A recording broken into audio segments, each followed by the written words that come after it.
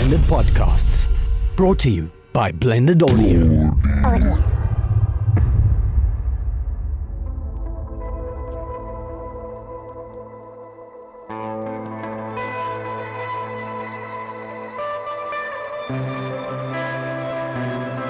Once upon a time, there was a social media, and it sucked. It really sucked for a long time, and now, welcome to SoundVaaibs! Hey!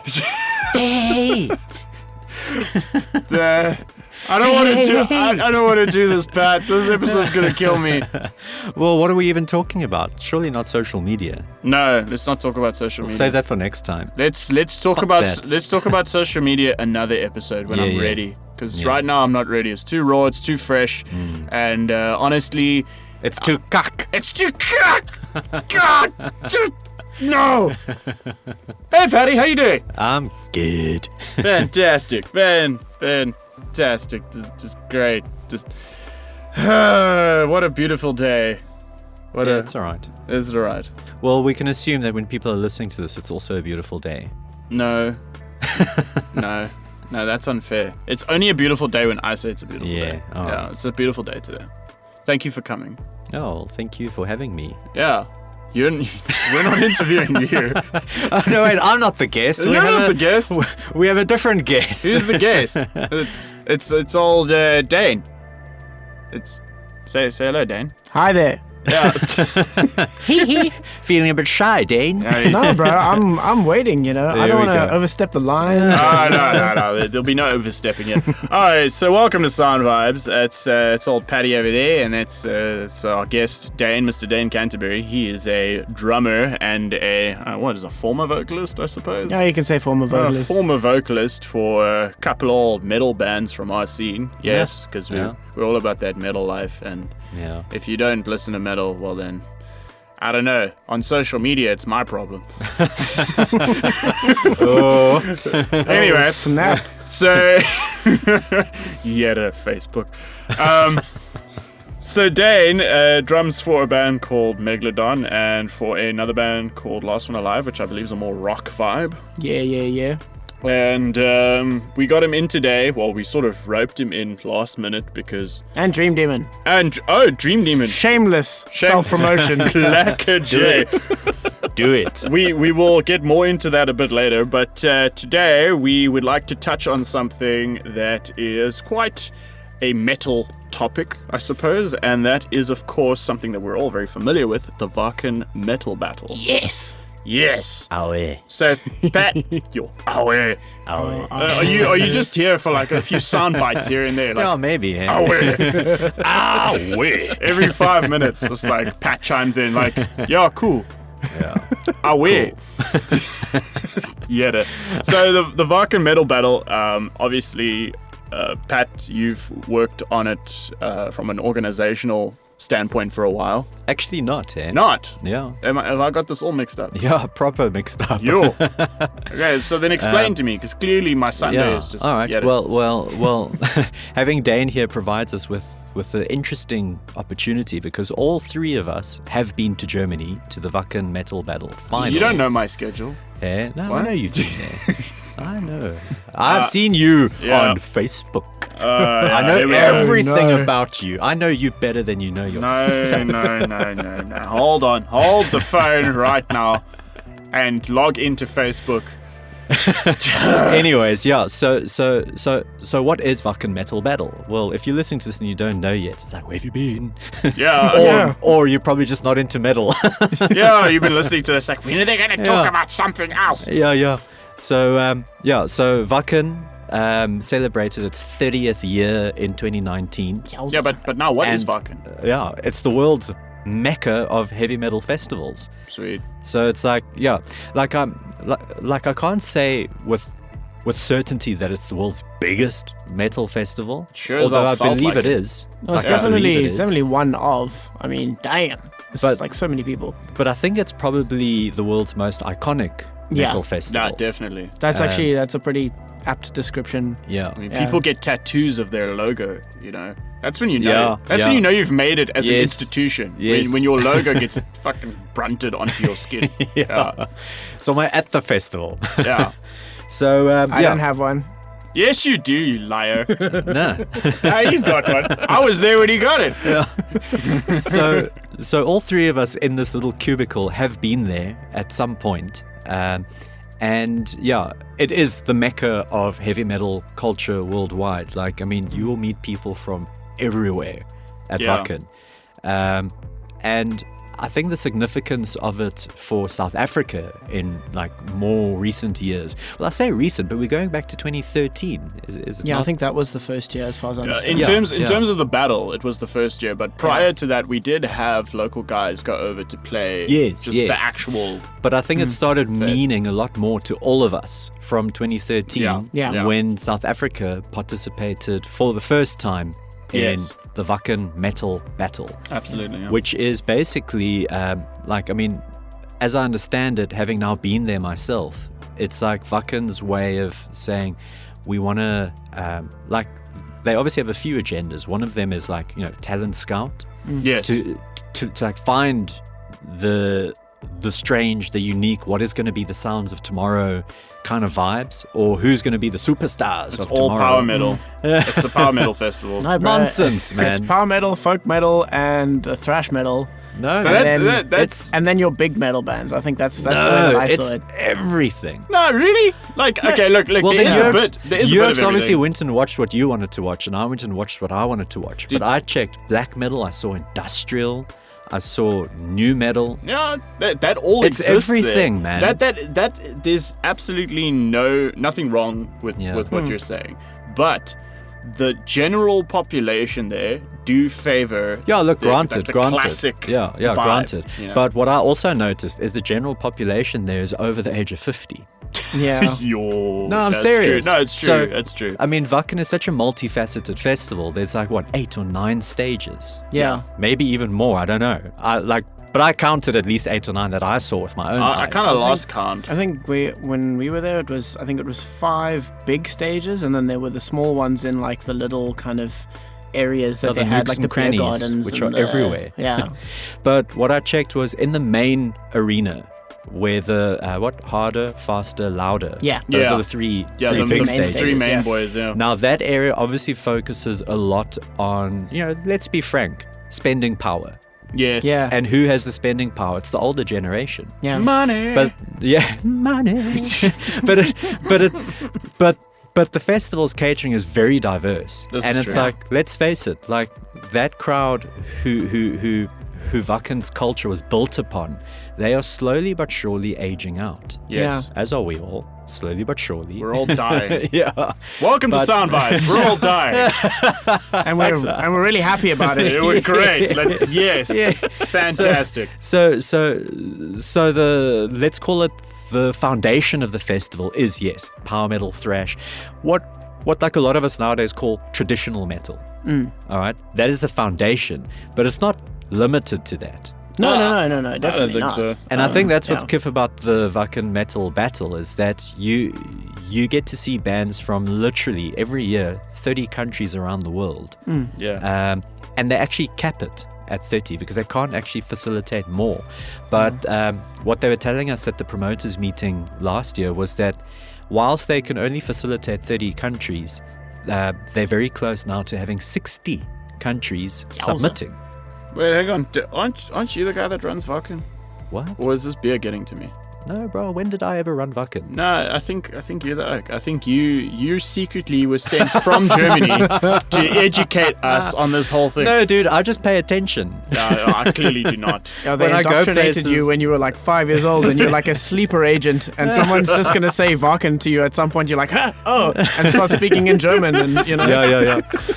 No, I guess it's just like it fascinates me because I think a lot of the values that I see being put into play at Wacken, like I align with those values. Absolutely. So You do. Yeah, I it's- can vouch for that. Yeah, it's Yeah. kiff to see like what's happening and what they're trying to achieve, and I suppose to an extent that they're getting it right, and that we as as a nation are invited to that party. Yeah. so But to only next year. Yeah, yeah, Yeah. yeah. Explain but because why. yeah, all right. So at the promoters meeting last year, 2019, they were saying, well, we have nearly double the amount of countries who want to send bands in each year than what they can actually cater for. So they were suggesting we need to sort of clump into regions. Yeah. So their suggestion to us was, why not do a Southern African nations submission? So that would include what? Botswana as well. Yeah, Botswana, Zim, Moz and- Mozambique. Everything below the Namibia. equator, essentially. Essentially, yeah. Does that include Ghana? My geography is not No, up to bro. par. Oh, that's north, eh? Ghana's a No, little West. bit- a That's little bit West up. Africa. Yeah, That's yeah, West yeah. Africa. Yeah. But the point being, we actually were chatting to operatives from those countries, and truth is, it wouldn't work. Yeah. Yeah, because the finals would always have to be in South Africa, and those bands, their finalists, would be at a disadvantage. This is true. So yeah, Flight and costs then and all that. yeah, and then financially, it has to float its own boat, Yeah. so to speak. So we rather took the option to say let's do every second year, because at least then we are assured of entry. Whereas what a lot of countries have to do is they play like a lottery. So they draw, they like have a lucky draw. Oh, sorry, you can't be in this year. Whereas if we opt for every second year, then it's more consistent, more Yeah. predictable, and I think I think that would be more constructive, at least for the local guys, because I mean, something that I've noticed over the years, just from like a promoter standpoint, is like a lot of people, they clamor to these new flavor bands, and then it's sort of like it'll die off for a year, and then it'll come back up for a year, and it's just this consistent wave of up and down within our community that happens. And when we're at a down, and all of a sudden, right, who's ready for the metal battle? And then everyone's like, yeah. But I think having a bit more space, it helps, because I mean, look, we're a big country territorially speaking. You know, we cover a lot of territory. yeah, But our scene is tough because there's a lot of space between cities. Yeah. So band activity, it's a hard thing to like keep up at that level to be competitive ready. Yeah. And I think also just financially speaking, doing it every second year makes more sense because we can recuperate Yeah. this is true. and like build enthusiasm and motivation that people want to back this thing. But if it's every year, it's almost a bit too much pressure Yeah. on the public wallet. But I could say that, because I mean, like giving it a break, it also within the local scene itself, it builds up like a need, essentially. Yeah. And yeah, people will be willing to support it in that sense. If it happens every single year, people might be like, oh well, it's happening again this year, I'm probably not going to go. And then maybe like 90% of the people feel that way, and then there goes like 90% of your funding. So Yeah. Yeah, if you don't have people at your shows, especially if it's shows that it's gonna push money into the band potentially going over, whatever the case is, then like you got to be very strategic and very tactful with how you promote that. Yeah. And I think now with what you're saying with this new sort of formula, every second year, I think that'll work out very well. But I think another thing, and this is what I'd like to kind of like get to now, having this unique opportunity of us three in the room, is like, okay, so South Africa is not participating this year. All right, that's cool. But that presents actually an opportunity for all bands now to start formulating their victory strategy yeah. for 2021. So what's your victory strategy, Dane? So on the spot, if there was a spotlight, I would be sweating right now. So I think what we did was, we participated in the 2013 battle. We got to Joburg, so we got As to the Megalodon, final hey? as Megalodon, yeah. And I mean, I think at that point we just played because it was an opportunity given to the scene, and we heard about it. And I mean, I've been wanting to go to Varken, let alone play Varken, since I was a kid, so it was a rad thing. But I think our mentality wasn't where it should have been in terms of just having a specific strategy and I think we were just like, cool, we're going to play it. And I remember on that night, I turned to you, Pat, and I came to you and I was like, while watching Infanteria, and I told you, that band is going to win. And you still like, yeah, you really think so? I was like, yeah, no, definitely. And then like the winner was announced and I came to you, I was like, I don't want to say I told you so, but but it was, I think they had the right mentality and just probably put in the right amount of prep. When it came to 2017... But also keep in mind, Infanteria at that time had been a band for a considerable span of years already. Yeah, I think it was Whereas you guys were still quite fresh. Yeah, I have a fair point. I think we were together, or we were playing shows for about a year and a bit at that point. I think Infanteria was about 6 or 7 years old. No, they were about 5 or 6 years old. Yeah, somewhere around there. Yeah. At least, no, older even. They started in 2006, so 7 years. Yeah, and that kind of comfort on stage, that kind of experience has merit. Yeah, no, it definitely does. Because I mean, you're used to jamming with those guys. You don't have to worry about unexpected things happening, and you all have your own chemistry. So then, when in 2017. I think it was actually in 2016 that we decided, I think it was midway through 2016, we had a discussion as a band and we said to ourselves, okay, cool, so we're going to submit for 2017. However, there are things that need to change. And essentially the attitude that we had, I'll say attitude and not the mentality, maybe, if you can put it that way, but the attitude we had was, we are going to win this. And not in an arrogant sense, not in a sense of, like, if we don't get it, we're going to be, so bleak that, we're going to be sore losers and that kind of thing. It was more just, that was the mindset that we needed to have to accomplish the goal that we set. Yeah, it's that in it to win it mindset. Yeah. And we're speaking in a local context specifically, or just general? I think in general, if you have a goal, you need to act as if I wouldn't say that you already have it, but because that breeds arrogance, but just realistically plot out how you need to get there, and just have those realistic conversations with yourself, put ego aside. That's a big thing. It's something that I think a lot of people do struggle with. I mean, just naturally, not just within the scene, of course. It's like, me. So you need to think about the bigger picture and how you want to get there and what you need to do to achieve it. So that was the big thing. And then we had the album that we were driving that year as well. So I think that helped us keeping consistent momentum to practice a lot and to try and punt ourselves on social media as much as we could possibly do at that point. But it was based on a lot of communication with the band. It literally came down to communication and making sure that we were all on the same page.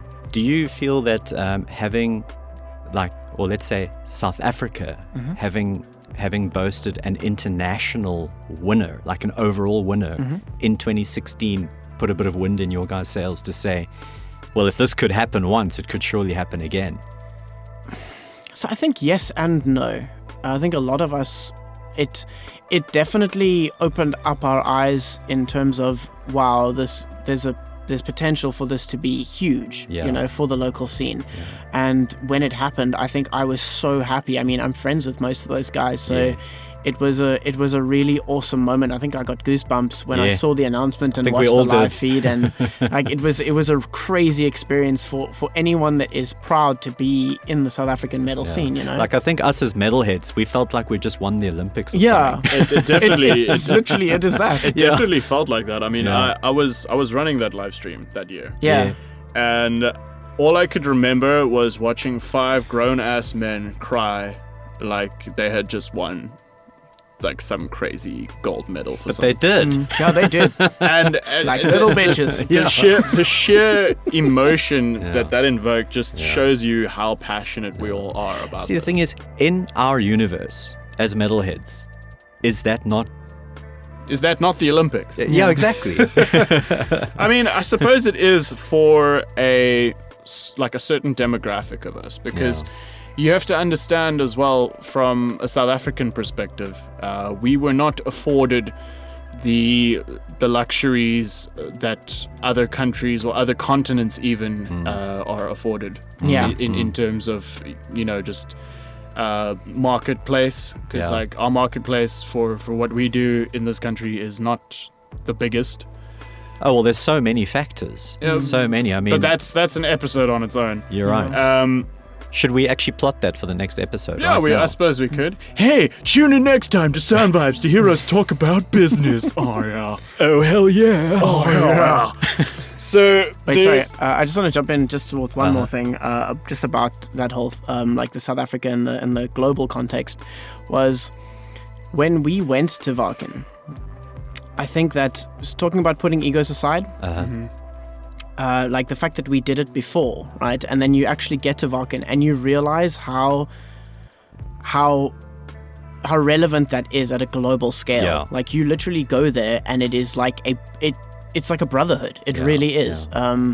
It's like there's like pretty much everyone is there for the same reason. Yes. And you can, whether you've been listening to metal for a year, whether you've been listening to metal like since you came out of your mother's womb, like everyone has this similar connection. And I think that as a metalhead, obviously if you have it and you can do it, then I would definitely recommend going to Varken at least once in your life just to experience that. Yeah. That's actually something old Clifford Crabb from Aggro told me years ago. And I kind of didn't believe him. But now I've been. now you believe it. Now I'm a believer. I'm a believer. He made a believer out of you. Yeah, That's for yeah. sure. But I think what you say is true, because I mean, of all the people I met there, I think maybe a quarter of them were Germans, which is significant because it's in Germany. Yeah. But maybe a quarter of the people I met were German. The Yeah, other, but, Europe, the other 3/4 were just people from every other conceivable corner of Yeah. planet Earth. like Europe is massive, and Yeah. getting to Germany from another neighboring country in Europe is very easy. Yeah.